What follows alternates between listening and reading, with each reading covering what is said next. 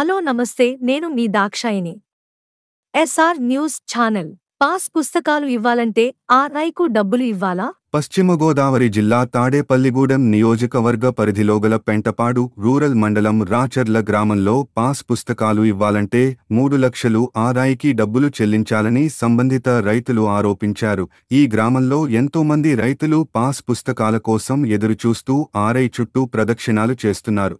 ఇదే అదనుగా భారీ స్థాయిలో ఆర్ఐ డబ్బులు డిమాండ్ చేస్తున్నారని రైతులు అంటున్నారు. ఈమె తాడేపల్లిగూడెం నియోజకవర్గ ఎమ్మెల్యే బోలిశెట్టి శ్రీనివాస్ ఏ దగ్గర కూడా 3,000 డబ్బులు తీసుకునే పని చేసినట్టు విశ్వసనీయ సమాచారం. అయితే గ్రామ రైతులు ఇటువంటి అధికారులపై తగు చర్యలు తీసుకోవాలని డిమాండ్ చేస్తున్నారు.